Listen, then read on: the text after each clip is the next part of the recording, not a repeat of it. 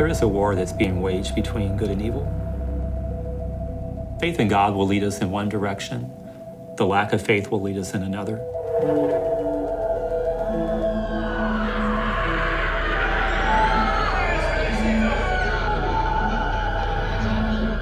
I have seen many manifestations of evil, and exorcism is the only cure for one who is truly demonically possessed.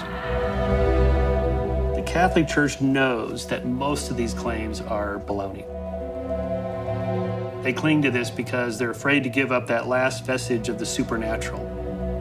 If there's no demons, then maybe there's no devil. And if there's no devil, maybe there's no God.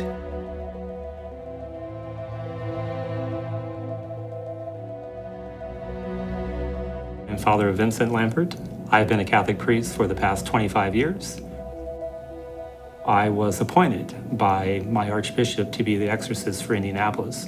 It was not a position that I sought, but in 2005, the Archbishop selected me for the role. He told me that he wanted a priest who believed in the reality of evil, but not one who would be so gullible to believe that everybody who came to him was actually up against the forces of evil. When I was appointed, I became one of only 12 officially appointed exorcists in the United States. That number has now grown to around 50. Some people will dabble in the things of the occult, believing that perhaps they're just fun and entertaining, but what they may not fully realize is that they're dabbling with evil, and they could be opening up an entry point for evil into their lives. There are many people who laugh at the notion of demonic possession or even the reality itself, but the Catholic Church does teach that evil is a reality and it is personified in the person of the devil. So over the years, exorcism has undergone many different transformations. Exorcism goes back even before the time of Christ, but exorcisms became truly efficacious or real with the coming of Christ. The oldest formalized version of the rite of exorcism would date back to 1614. It was revised in 1999. Some of the manifestations I've witnessed over the years seem kind of incredible, incredulous. I think the manifestations that one sees in movies, such as The Exorcist, all that truly is possible. Now, these manifestations are meant to distract the exorcist. And I learned quickly that the exorcist should not focus on the manifestations of evil, but focus on the power of God that is at work. Hello, Mary, how are you? Obviously, this is a ministry that I cannot do alone. So there's a lady that works with me, and I jokingly like to refer to her as my exorcistant. She's really the first line of defense.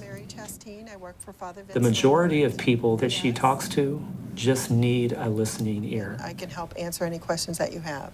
Well, I've got a revolving list right now of some people that are local because they would be in our diocese. I have that one guy from Southern Indiana that keeps calling, and I don't think he remembers all the times that we've talked because he always acts like no one has ever talked to me or ever tried to help me. And that's what gives credence to the fact that this is truly something of a mental health issue as opposed to something that's demonic. Of course, it doesn't help, too, because I also, I was just talking with another priest. He was telling me that he just doesn't believe any of this, Some people will accept what the church believes and teaches about the reality of evil. Some people won't.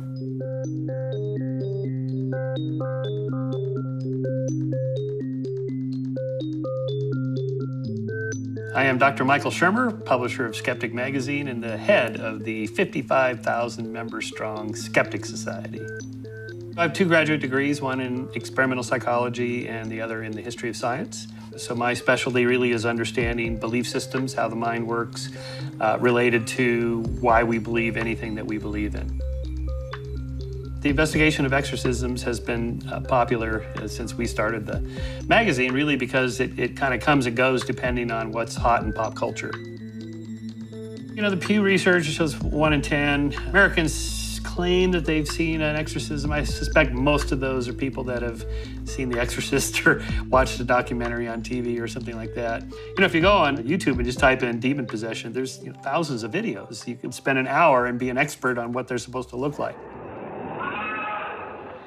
the music, the chanting, the dancing, the singing, and all that. It gets you caught up into it. It's like a rave. You feel the emotions. You feel the brain chemistry changing, the hormones pumping through your body.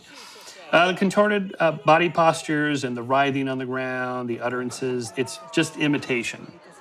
I've actually gone up to one of these, and I can almost feel like, okay, here I go. I can almost feel it coming on. Like, and I wasn't even a believer.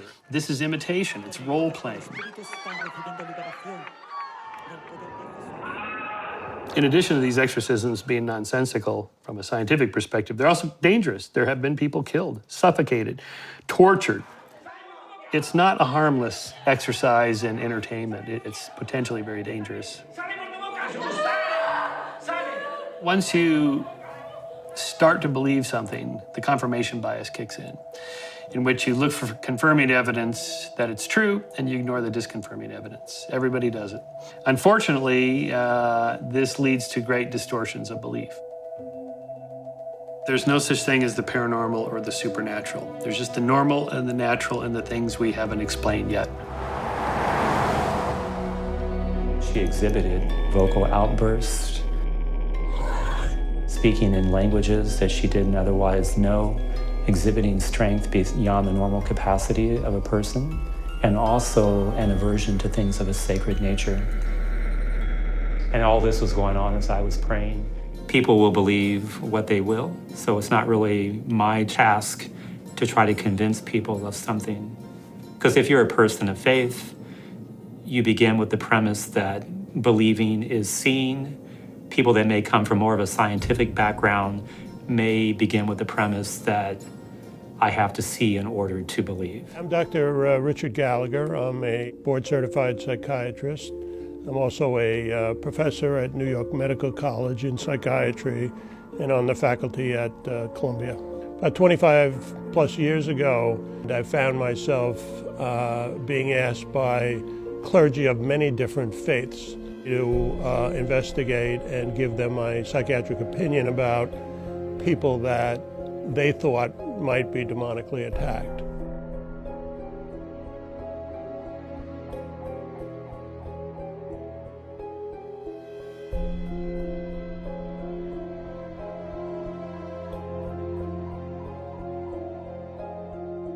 I went into my conversation with this priest a little on the skeptical side.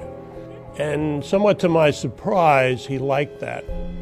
He said, well, if we didn't think you were skeptical, Dr. Gallagher, we wouldn't have wanted to use you. I guess he had heard about me, and that's why he came to ask my opinion. About a woman who was claiming that she was beat up by invisible forces.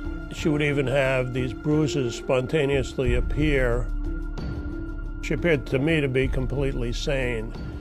And I'd never seen a case like that before. It didn't seem to be explainable on the basis of any medical or psychiatric pathology. She and her husband were devout Catholics, and they believed it was kind of evil spirits.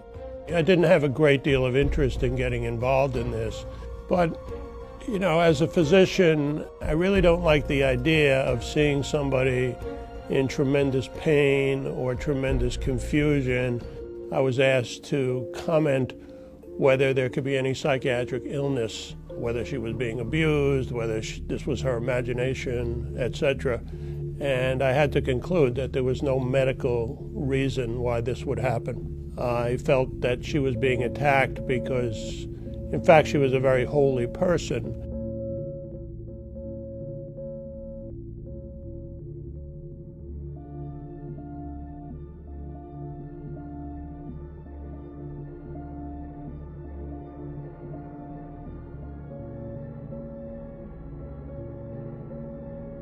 I believe in science. I trained at an American medical school. I use the results of scientific studies every day of my life. I believe in evolution, I believe in the Big Bang, I believe in quantum theory. I just have had a rare window or a rare opportunity to study these things a little more rigorously than most doctors would have. With a possession, you have to have, at least in the Catholic Church, what is called moral certainty. And there are very strict criteria, and it really depends on evidence. The essence of a possession is a person going into a trance and a demonic sounding voice coming out of them.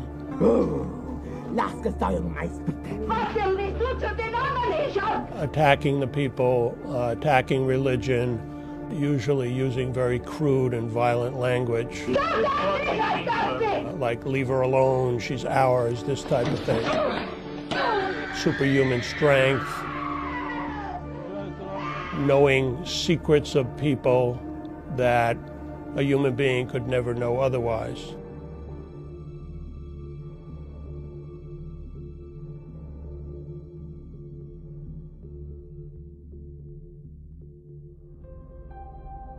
She was a Satanist, a self-professed high priestess of a satanic cult.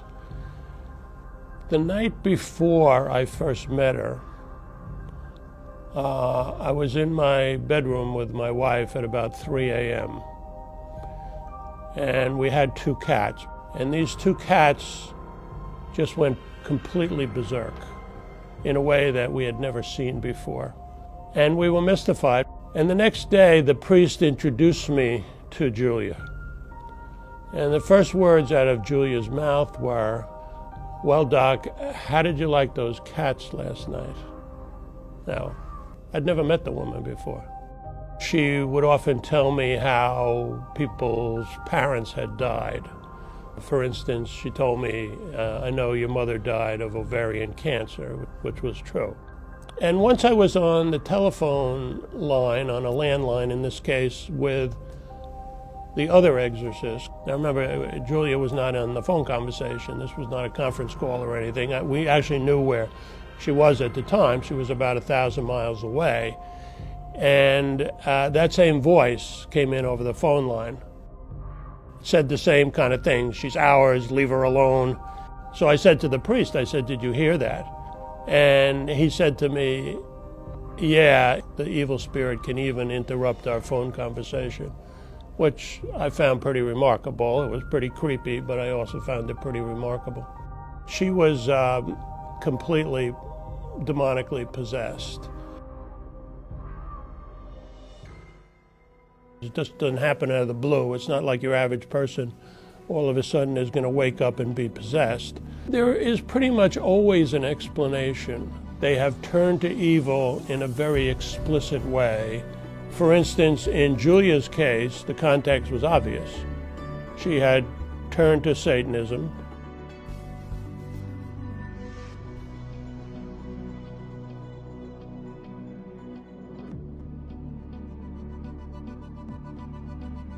These are not fringe beliefs. And then there are countries around the world where Haiti, Madagascar, for instance, everybody in the country believes in the devil and everybody believes in possessions. And then throughout history, most cultures, certainly most major religions, they've always had a belief. In fact, they have an official belief in evil spirits and the ability of evil spirits occasionally to attack people. Critics often ask for a ludicrous level of, quote, proof. You can't do lab experiments. And in my experience, many critics, they've never seen a genuine case. They've never even spoken to an official exorcist. I don't think that's very scientific of them.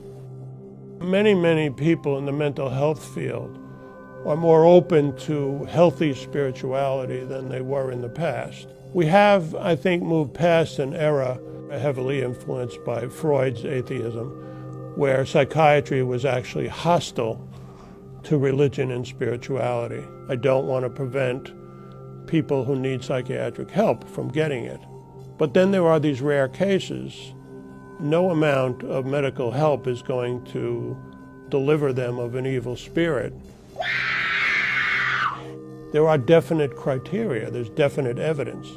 Although the evidence, while massive throughout history, is of an historical nature.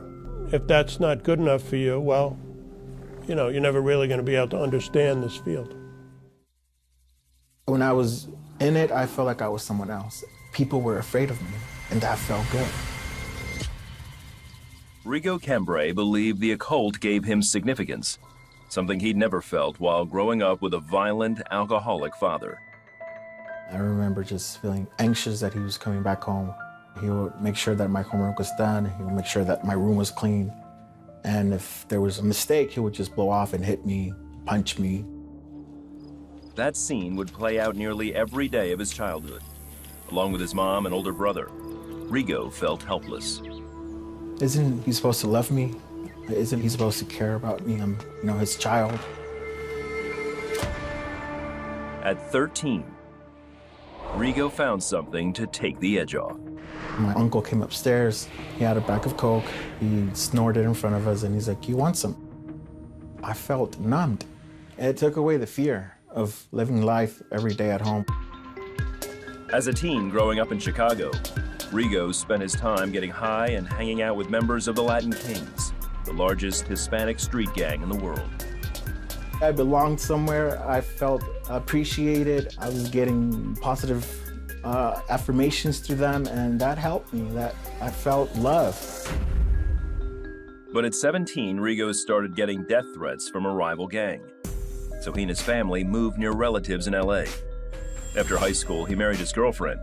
But because of his drug use, the marriage fell apart within a few years. My ex-wife left me. Then I came across meth. After that, it was game over for me. I lost my job, lost my cars. He spent the next 6 months on the streets while stealing money from his parents for drugs. They found out and sent him to stay with his grandfather in a small Mexican village to get clean. There, Rigo's grandfather sought help from the village's spiritual healers. He'd take me to a warlock. He had kind of like an altar. He had an offering basket in front of him, and he pointed at me. He said a lot of personal things that only I knew were real. And I'm like, this guy's good. And he just gave me some anxiety. He's like, go home, you're gonna be fine. 2 months later, Rigo moved back in with his parents. On top of his drug addiction, he now had a new obsession. The first time I opened the book on the Ouija board, I literally felt something come inside my body. I was connecting to something. His mother, Dahlia, had been on her own spiritual journey and had surrendered her life to Jesus Christ. She prayed for Rigo constantly. A lot of people that look at him used to tell me that there was no hope. But I believe in somebody and I say, the only one who can save him is Jesus, nobody else. Still, Rigo delved deeper into the occult and was even communicating with spirits through a Ouija board. It was telling me to give up something. I was desperate for change, and I was desperate to find acceptance. So if the devil was willing to take me, I'd give you my soul. He became violent, then started lashing out. This wicked spiritual thing was my identity. And I was asking this thing, it gives me more gifts. I want to be able to see people in their faces, and I want them to have a stroke. Like I just want to kill people. Then, one night, the spirits he thought cared for him turned on him. This thing just came inside and was telling me to commit suicide. And I'll remember waking up with a knife in my chest. Something was stopping it from going all the way in, but the tip of the knife was touching my chest. That was my turning point. I was fearful. I didn't want to die. Rigo asked his mother to have people pray for him, and he agreed to go to church with her. After being tormented by this spirit that wanted to kill me, I felt peace for the first time when I was hearing them worship God. There was a lady preaching, and she saw me way at the back, and she invited me to the front. And she just looked at my eyes and said, "Be set free in Jesus' name." I went there high on meth. That high went away. The voices went away. All that torment went away. I felt God's conviction telling me, I'm real. That's when I knew that I was saved. After asking Jesus into his heart, Rigo embraced his new identity as a child of God. I felt God's love in me. And I remember looking at my mom and telling her, my life is not going to be the same after this. And just the process of deliverance, it took a while. I was going to spiritual retreats with that church, and I was being set free of all these things that I opened doors to. He got help for his drug addiction and also made amends with his father. You know, you were not the best person, but I decided to love you. I decided to forgive you. My son was a different person. I can rest on the Lord because I know my son is good now. What the devil wanted to steal, the Lord came and rescued him. Today, Rigo is married and raising 2 children with his wife, Brenda. He knows that God loves and values him unconditionally. God is my Father. This is my identity now, that regardless of how weak I am, He loves me. He's gonna protect me. He's gonna take care of me. Nobody wants to admit that they don't like their child. I mean, it's your kid, you love them. And I did love Graham, but he was hard. He was very, very hard. Great day for both of you. We met at church doing some ministry together. We were a little bit older when we got married, so we talked about having children quickly.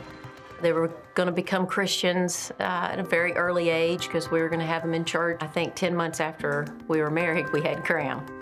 We didn't really have a comparison, so we didn't know exactly at the moment that things were different. He was just very, very, very active. He didn't have friends. They would make fun of him. We took him to the doctor, and he was diagnosed with ADHD. That may be true, but there's something social that we're missing. We disciplined out of anger on several occasions. It was scary, you know, sometimes to think, what are we doing? We're spanking all the time, we're disciplined all the time. We're supposed to be having fun. We're supposed to have great relationships with our kids, and it's not turning out at all like we thought it was supposed to. At 10 years old, he was diagnosed with Asperger's syndrome. But instead of like a terrible news, it was kind of a relief. It was like, finally, I knew there was something else. When he was probably about 12, his behavior, it just was so overwhelming. I remember just going in my bedroom and being so exasperated. I just fell down on my bed and I just began sobbing, and I cried out to God, and I said, God, I'm tired of asking you to help me because I can't do it. You need to do it. It was pretty amazing because I heard him say in my spirit, Graham is going to get it. And I sat up and I looked around the room and I said, what?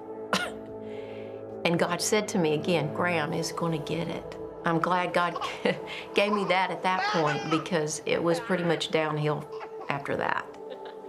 Around 13, Graham began using marijuana. He began the ritual of cutting himself to relieve anxiety. He would start fires in our house and we wouldn't know it. And then it was at that point that he and his dad got in a fight. I partly think it's my fault, but he ran out and he got a rock and he threw it and he hit me in the head.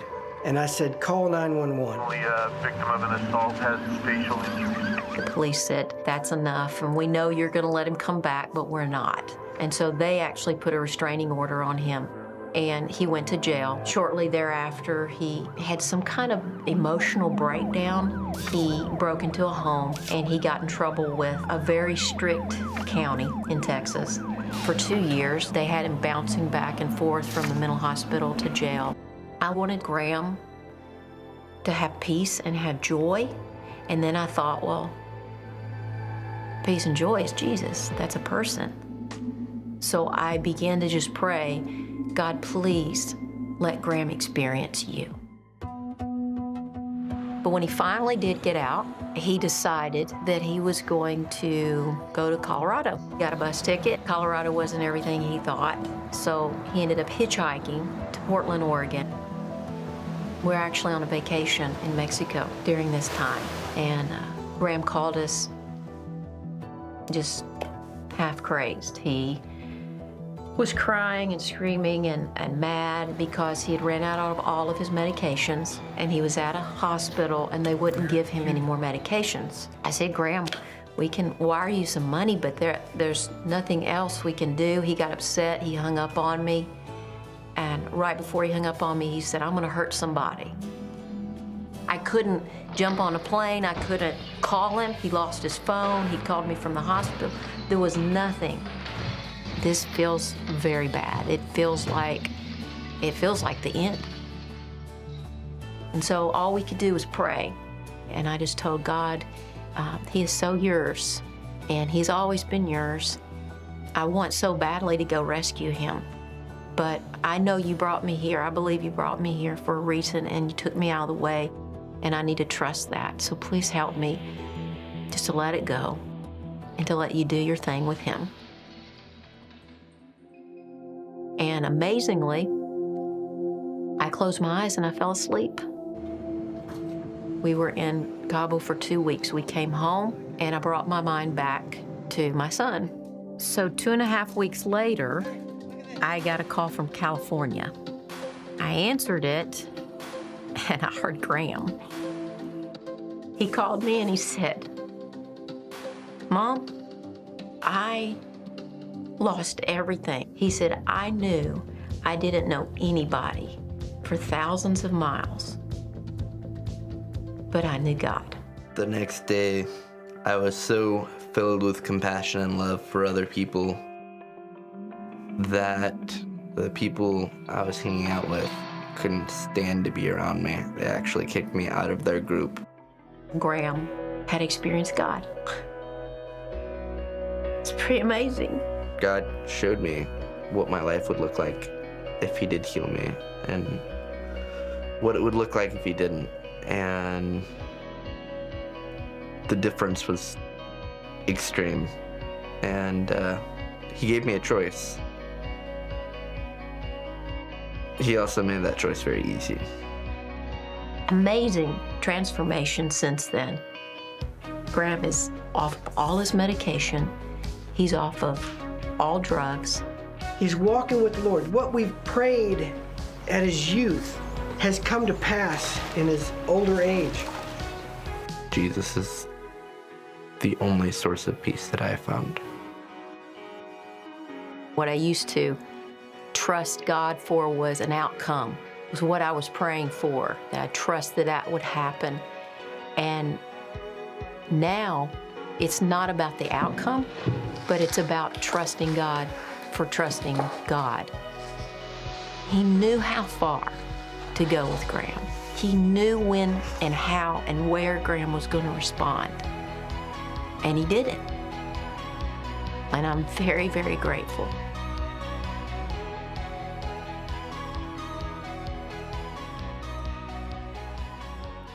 Really pleased to welcome Jerry back onto the programme today. Jerry and I met about 2.5 years ago, and we went through the whole what turned into your book, doesn't it, Jerry? It turned into the book that you've now published called An Amazing Journey into the Psychotic Mind. Yeah, we finally got it out. This is what it looks like.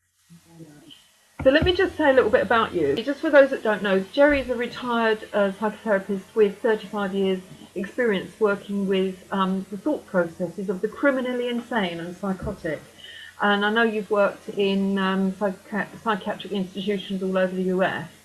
And I know you've received many awards, and you've got a master's degree in counselling from the University of Georgia and 2-year study of a PhD in psychology program. So obviously, you know, you've got quite a credential, but you're retired. And I think that's the most important part, isn't it, Jerry, that you are now retired, which gives you freedom. So would you like to talk a little bit about what's made you speak up?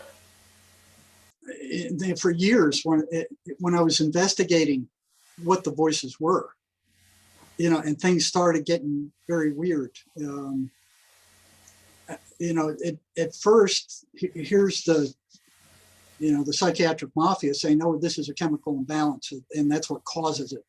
And I went to work back in the 80s at the biggest psychiatric hospital probably on the planet. I mean, there were like 10,000 patients there when I got there. This thing sprawled over 200 acres and had more than 200 buildings there. It was like a small city in and of itself.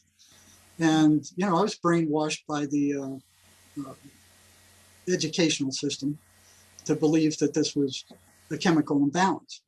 And I watched what these medications that they were dishing out to these people had done to them. You know, the long-term patients at the psych hospital, they were destroyed. Their minds were destroyed. They called it the Thorazine shuffle. They would just shuffle around because they didn't have a normal gait. Their tongues would be darting out. There would be jerky movements. I mean, their nervous systems were destroyed by these drugs. And the pharmaceutical industry is going, oh, no, it's not our drugs. That's the schizophrenia that's doing that. You know, it's the disease of schizophrenia, and there is no disease. They want you to believe it's a disease so they can finally pull their med.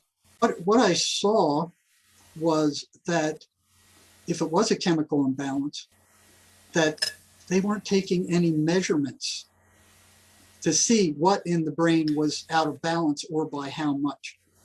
You know, and I found that pretty odd. You know, I watched what psychiatrists did. They pull these patients into their office.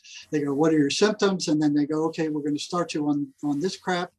And they wouldn't even tell them about the side effects of that stuff. The side effects are awful.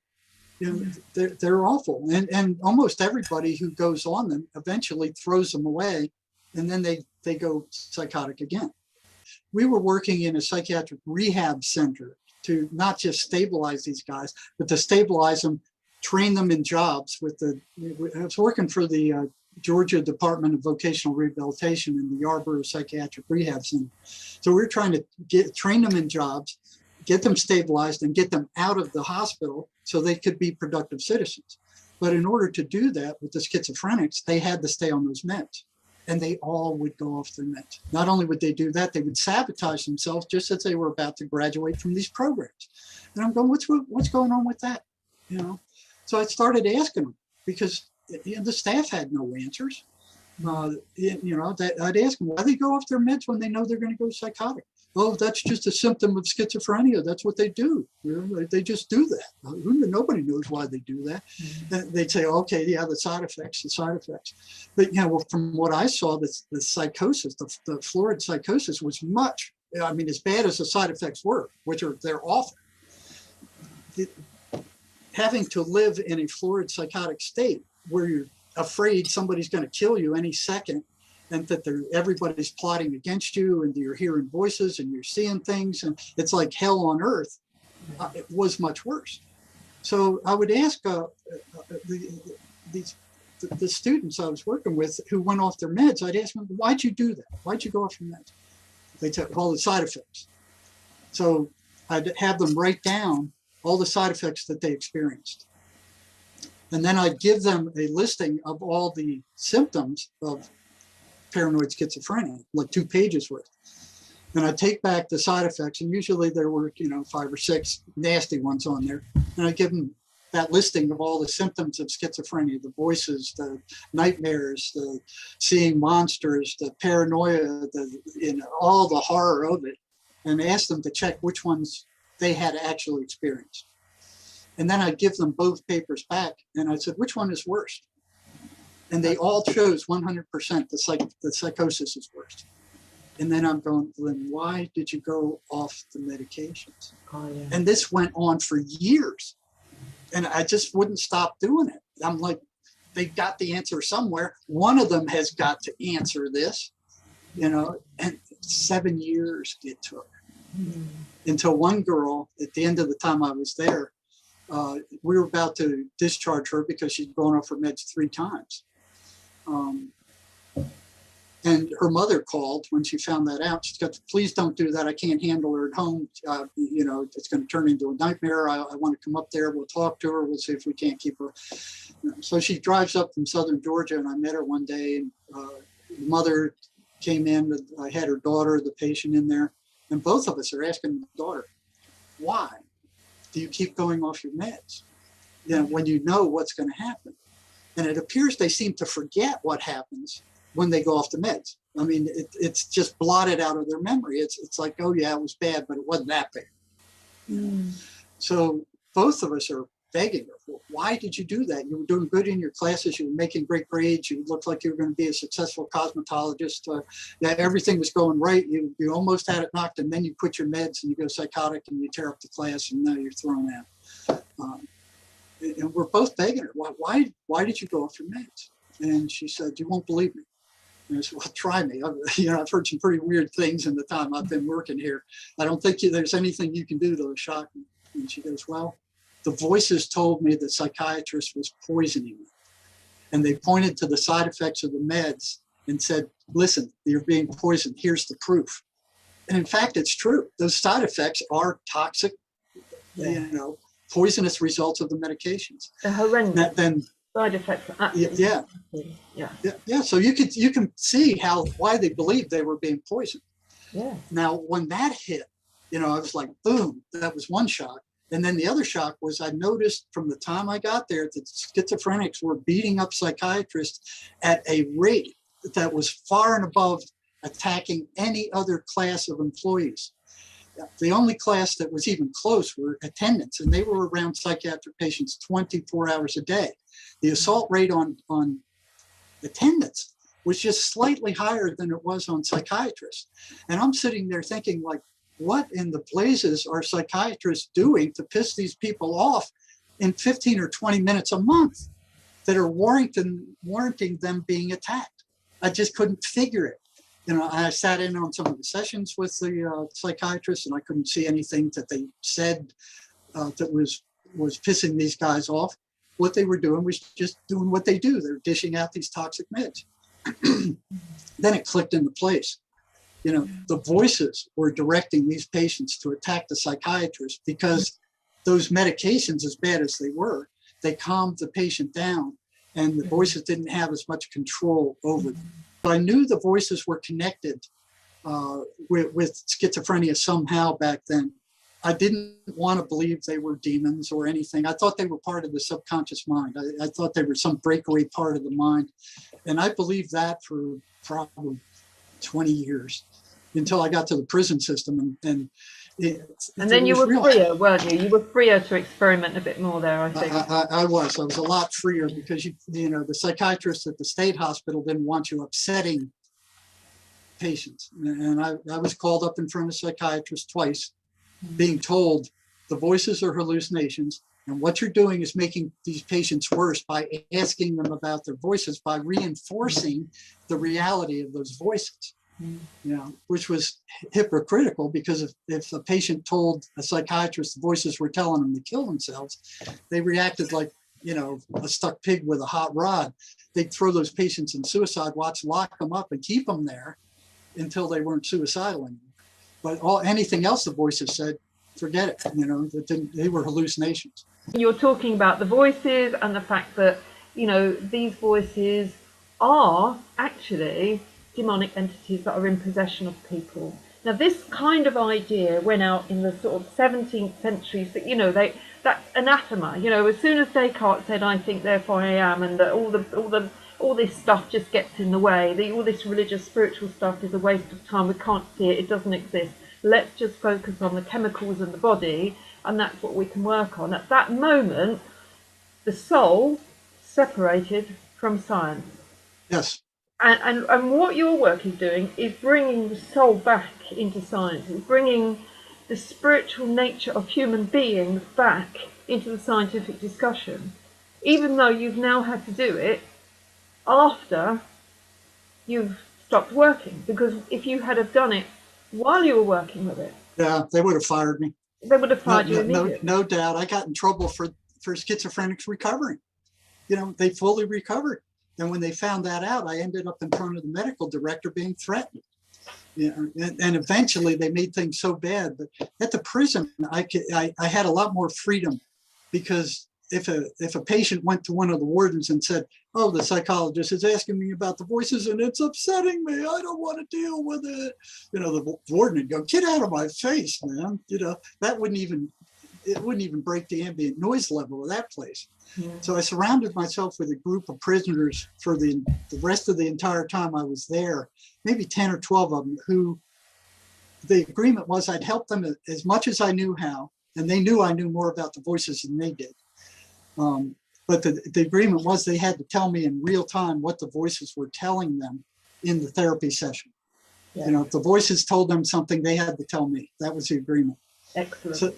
So it got to where I suspected the voices were driving their behavior, and then it came to the point where I knew the voices were driving their behavior, and then it got like, okay, what can we do to interfere with these voices to break this up? And I started finding patterns. This is where I want to go, because there's... I figured you would. Yeah. These voices or these patterns that you've noticed are actually playing out in society right now. Which is very interesting. Which is very fascinating. interesting. So what I really want to dig into is, what are these voices, what are these patterns, voice patterns, and how are they reflected in what's going on now in 2021? So we're recording on the 22nd of June, 21. When we're in the middle of this full-blown kind of like deep state, you know, psychiatric mafia takeover of the world. And I just would be really fascinated to dig into the patterns and see how they marry up to what's going on through your eyes, how you see them. Right. So, you know, for the listeners, this is like 45 years of research into what these voices are saying, and it's coming straight from the mouths of hundreds of schizophrenics, and they're all telling me the same thing. These patterns were the same in Georgia, you know, 2,000 miles away from here, as they are here in Arizona at the state hospitals I worked at here, the private psychiatric hospitals, the mental health centers, and I ended up the last 10 years working psych crisis in the ERs of all the big hospitals here. These patterns, they're all saying the same thing. Hundreds of schizophrenics are all saying, these are the patterns these voices run. You know? So as you listen through these, compare these to what the mainstream media is telling you right now. I mean, there's a one-to-one correlation between what these psychotic voices are telling schizophrenics and what the mainstream media is filling your heads with right now. Wow. So we'll start with number one is negativity. I mean, virtually everything they say, the voices the schizophrenics say, is negative. You know, it's consistent. You know, they're consistently negative, derogatory, insulting, abusive, and destructive. They're also consummate liars. They lie about everything, just like the mainstream media. You know, they know eventually comes out. Although it may seem that they're positive helpers for short periods of time. And that's what they do. They come and they say, well, I'm Jesus Christ, and I'm here to help you, or I'm your guardian angel, and I'm here to help you. So they may play that role for a while till they get the patient hooked in. And once they get them hooked in, then they start turning into something demonic. And if they're positive to any degree of time, that eventually turns. So the big question is, what is it that holds them onto a consistently unswerving negative path? You know, they're not random. Hallucinations are random. They're all over the place. They're positive. They're negative. You can't predict them. The voices are completely predictable. They're consistently negative, derogatory, destructive. You know, what holds them that way? What forces them to and keeps them from becoming random? You know, so one of the main characteristics is they are negative. Another consistent characteristic is they are anti-religious and they are anti-spiritual. You know, they want nothing to do with church. They want nothing to do with religion. They want nothing to do with the Bible. And if you look at who was it, Schumer, I think it was, in our Congress the other day, somebody mentioned God, and he stands up and he goes, "God has no place in Congress." You know, they become volatile if the patient tries to move in a positive spiritual direction. They don't like it. You know, they get what's found out in church. I mean, if the voices are weak and the person goes to church, they'll scream bloody murder all the way to the church. But when they get in, they'll shut up. You know, Wow. If they're moderate in strength, they'll get in there and they sit there. And when the preacher starts talking, they start mocking, "Oh, the preacher, he's just doing it for money. You know, Christ couldn't even save himself. What makes you think he's going to save you?" And they start prattling away and interfering where the patient can't hear what the preacher's saying. But you said there's one prayer that they shut up for and they don't like, the 23rd Psalm. Well, they don't shut up. they don't like it. Right. You know, so they scream bloody murder. They don't like it. So several, well, not several, a handful of patients have told me that the voices react to the repetition of the 23rd Psalm, like they do. The Lord is my shepherd; I shall not want, etc. Yeah, that one. That's Right. the one. I had to look it up because I have no Christian education, so I had to look it up, and I saw it, and I thought, oh, that's interesting. I wonder why that one in particular is so heinous to them. Well, it talks about being protected by God. You know, they don't want any of that. No. You know, to them, God isn't real. They do not like that. Patients have told me that they react to that psalm in the Bible like worms thrown on a hot frying pan. But Sorry, Jerry. What I find with the whole anti-religious thing that's going on here in the UK, for example, is sort of don't trust in God. Don't do anything faith-wise. Don't do anything for yourself. Just trust us. We know the answers. We have the answers. All of that other stuff is just hocus pocus, faith-based nonsense. Well, there you go. That's the second aspect. You know, anti-religious. Don't believe in God. Don't go to church. Don't listen to the preachers. Don't move in a positive spiritual direction. You know, I know in Canada they invaded a church and tried to pull people out of there, and the preachers just went nuts and threw them out. Amazing. You know, so you got the same anti-religious crap going on. You know, so that's these things again. They're infesting these politicians. You know, who've got control. They foster and create negative emotion. You know, look at what they're doing. Look at these newscasts. They breed anger. They breed anxiety. They bring paranoia, shame, guilt. It's all negative stuff. You know, you're going to die of no virus. Take these toxic. You know, don't move anywhere. You're going to catch it from your neighbor. Squeal off on your neighbor if he's not taking these things, or he's talking against us. Snitch him off, and we'll come and get him.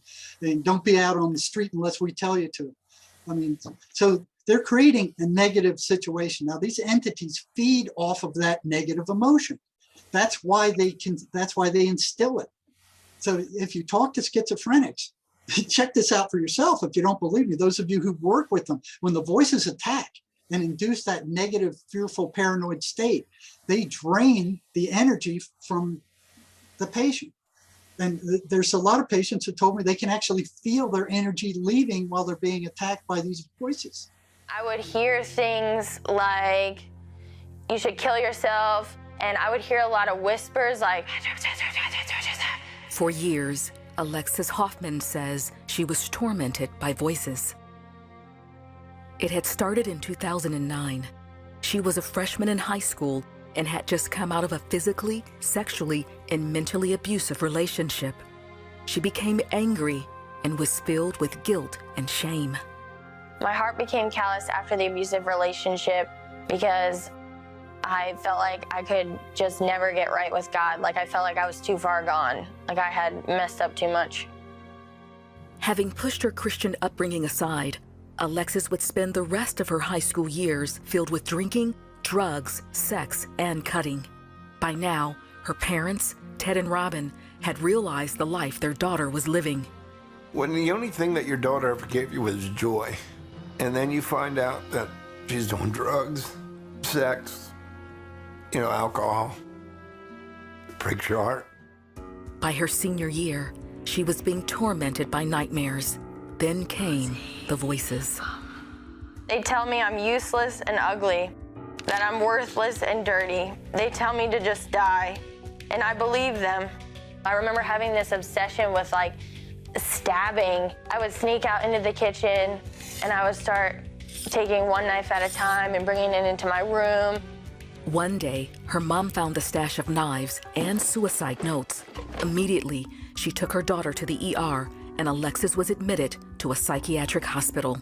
I am just talking to God and saying, Lord, you said, and your word says that she is yours and you will not let anything happen to her. And I know that your word is true and I believe you. Over the next 4 years, Alexis would be in and out of 20 different psych wards, diagnosed with bipolar and schizophrenia, among others. Even being heavily medicated didn't quiet the voices or ease her torment.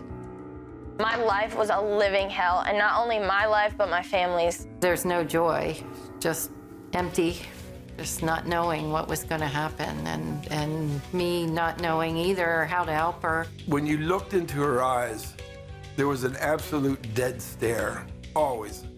And she never, ever had that. She always had the most beautiful smile, and her eyes were always sparkling. And it wasn't my little girl.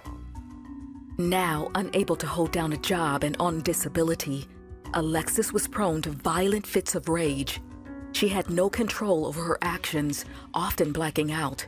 When Alexis got mad, whew, it was not pretty. It was scary. I had even said to my husband, we should get locks on the bedroom door. One time, she woke up in a pool of blood after cutting herself 40 times. Exhausted, Alexis told her family she was going to kill herself. I've got these voices telling me what to do. I'm seeing things, and I said, I'm just tired. I'm so tired. I'm at war with myself, and I can't do it anymore. These meds aren't working. These doctors can't help me. And I said a prayer to God. I said, God, if you're real, then I need you to show up, and I need you to show up in a big way. And if you don't, I'm killing myself tonight. See her eyes going crazy. I knew that she had devils. I just looked at her and said, come out. And she fell to the floor, screaming.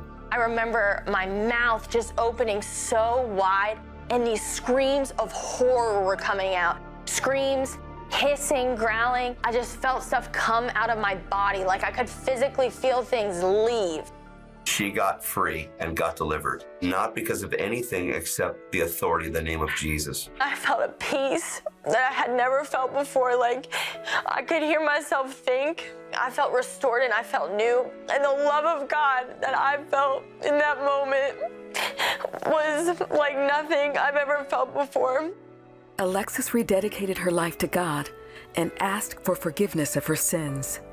I was repenting like for past things and everything, but I knew in my heart of hearts too that those were cast into the sea of forgetfulness, and I was on this new path with Him. We were up all night just praising God and just the miracle that happened.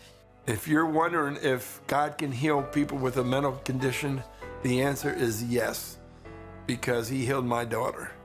Alexis stopped all her psych meds and has been free from mental illness ever since. Today, Alexis is married to Jonah. She's a substitute teacher and loves her new purpose in life, helping others find freedom from mental illness through Jesus Christ. If there's one thing I can tell you, it would be to cling to hope, and that is Jesus. Keep going to Him. Don't get tired or weary of going to Him. He's the only solution to your problems.